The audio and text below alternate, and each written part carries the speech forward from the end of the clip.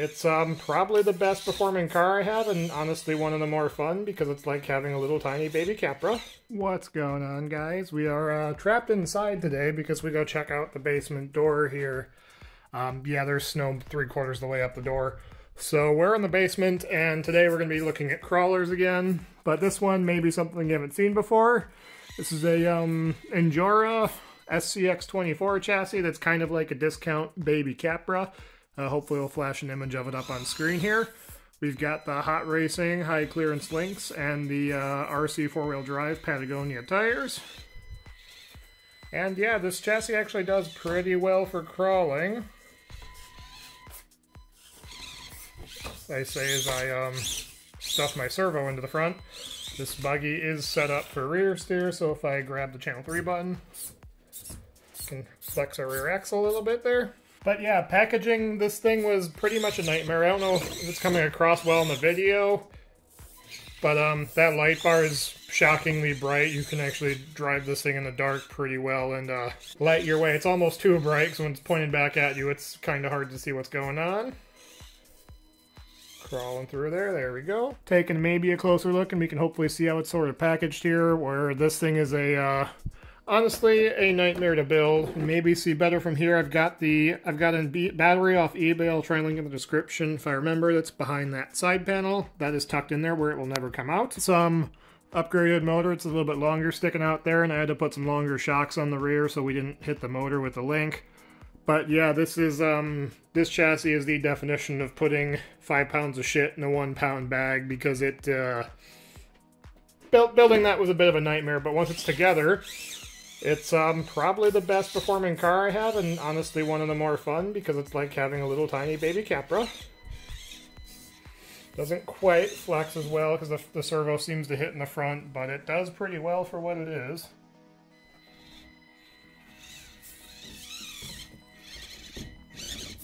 Trying to get through this section while I'm filming and grabbing with one hand. It's a little bit difficult to control.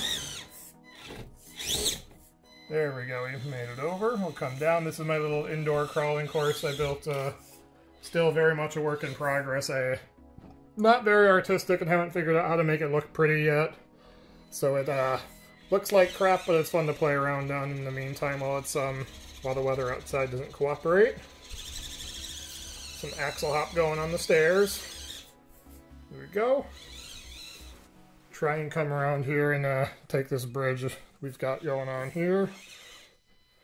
Mostly made out of canned spray foam that I've got some plaster cloth over some of it. I've got a lot of work left to do, but we can try and take some technical lines. Patagonia seem to do pretty well on this stuff for grip. Trying to run steering on 2 axles in film. A little challenging, but we're making it work. Oh boy. I probably have cut that because this is a tight squeeze when I'm not trying to film. Hoping that light bar is not throwing too much distortion at the camera. Now, I will point out, if I hold this vertically, this is what's kind of neat about this chassis, is you can get pretty off camber with it, and I think it was only like 30 bucks for it, and it's cheaper than a lot of the 3D printed stuff people are selling, and it seems to be a lot stronger and looks a heck of a lot better in my opinion. And we flipped it. Try and take a lap around the outside of our course here. The little Injora buggy.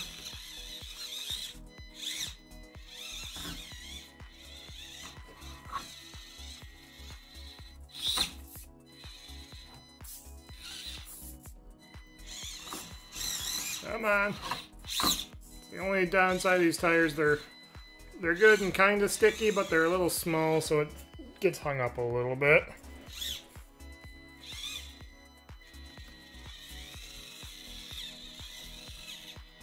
Bring it down into the V-notch.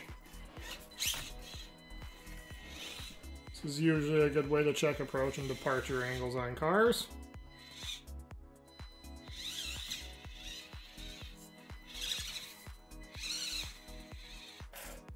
Right out of it. No problem. Go a little bit further to the left this time. We'll have to use some the off-camber ability of this to hopefully get a tire up on that rock. There we go. Making our way through now.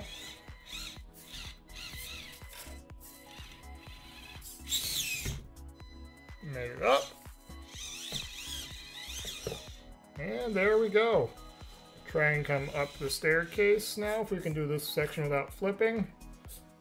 Four-wheel steer involved again. It takes a minute to work all the controls one-handed, but we're getting there. Right up the staircase. Try coming this way now, up and over this bridge.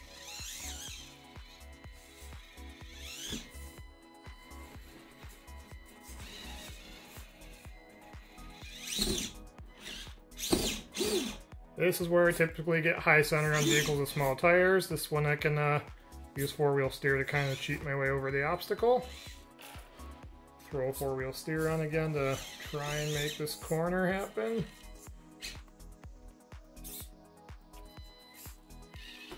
And crab walk it back, and then try and work this corner.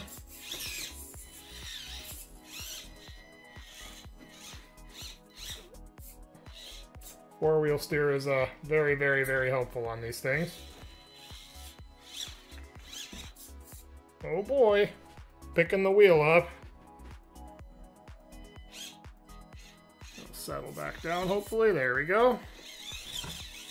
Come up the side here for the climb up the biggest hill in our course. This Patagonia seemed to grip this foam pretty well. You can see where I had to trim this out because every vehicle I had was just getting high centered at the top of this. Oh! Just barely cleared it. This chassis seems to do pretty well for keeping the center of gravity low.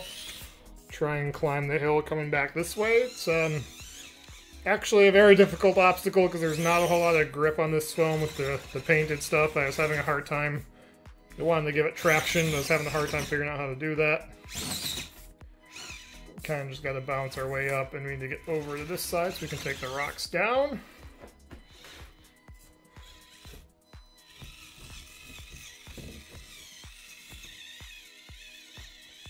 There we go. We'll try and take a cross. Oh, let's get the axle settled down there. Try and pick our way through, coming back towards me here. If I can get the car turned around. Got to be very careful at this bit here to keep all the tires on the obstacle.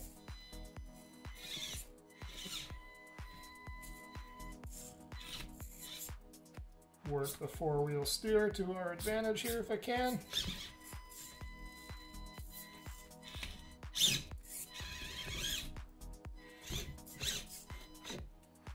Four-wheel steer can get you out of a lot of sticky situations. Trying to get a pivot around here so we can come up and over these tubes and down the other side. Get the steering going the other way to crab walk it over.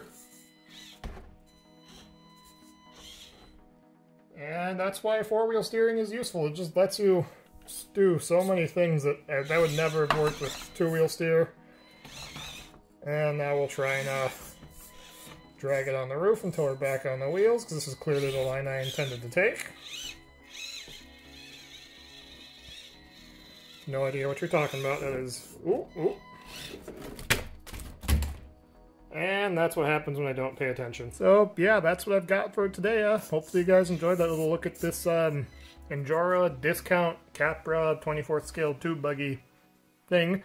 Haven't seen too much on these chassis, but it works pretty good for me. It's just building it's a nightmare, and I can't even begin to tell you how to put this together since it seems like every experience is going to be different. There's no instructions, packaging it's a nightmare, and it's all going to vary wildly depending on what parts you have. So if you'd like to tinker, I would strongly recommend it. If you're looking for something that's easy to slap together, look somewhere else. But if you're willing to tinker, these things are a lot of fun and worth 30 bucks. Thanks for watching.